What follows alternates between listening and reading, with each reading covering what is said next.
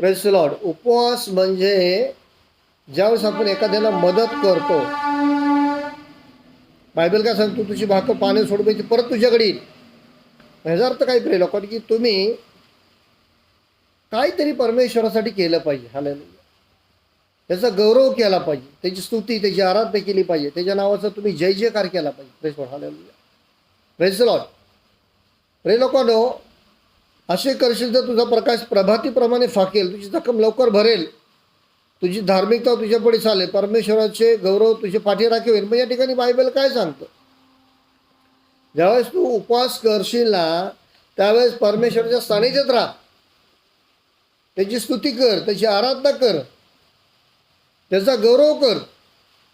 म्हणजे याचा अर्थ काय, बायबल काय सांगते, की तुझा प्रकाश प्रभातीप्रमाणे फाकेल, म्हणजे तुझं जीवन प्रकाशित होईल, परमेश्वराचा प्रकाश तुझ्या होईल. उपवास म्हणजे काय, की हे जे शरीर आहे, हे जे जीव आहे, जो आत्मा आहे आपला, हे शरीर जे आहे, बायबल सांगतं की परमेश्वराचं मंदिर आहे. Praise the Lord. आपण काढूया अर्धीकारपत्र. Thank you Jesus. हालेलुया. पहिले करीत 3 आणि 16 आपण काढूया. थँक्यू जी. तुम्ही देवाचे मंदिर आहात, तुम्हामध्ये देवाचा आत्मा वास करीतो, हे तुम्हाला ठाऊक नाही काय.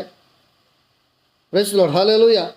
जर कोणी देवाचे मंदिर नाश करतो तर देव त्याचा नाश करेल, कारण देवाचे मंदिर पवित्र आहे, तेच तुम्ही आहात. हालेलुया. म्हणजे आपण कोण आहे, आपण परमेश्वराचं मंदिर आहे. तर आपण शुद्ध ठेवलं, स्वतःला पवित्र ठेवलं, तसं परमेश्वर पवित्र आहे.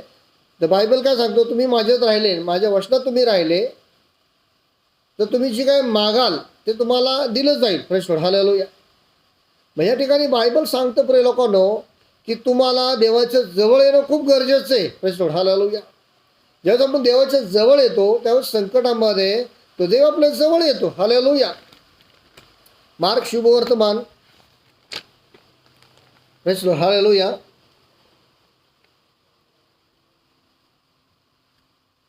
मार्क शुभवर्तमान 9वा अध्याय.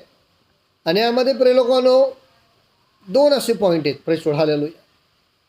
या ठिकाणी प्रभू येशू ख्रिस्ताचे शिष्य एक भूतग्रस्त व्यक्तीला प्रार्थना करत होते, पण त्यावेळेस त्या बंधनातून तो भूतग्रस्त जो होता तो मोकळा झाला नाही. Praise the Lord. हालेलुया. का झाला नाही, कारण या ठिकाणी बायबलमध्ये लिहिलेलं प्रिय लोकांनो, मार्क शुभवर्तमान 9:28 लिहिल्याप्रमाणे, मग तो घरात गेल्यावर त्याच्या शिष्याने त्याला एकांती विचारले, आम्हाला तो का काढिता आला नाही. तो त्यास म्हणाला,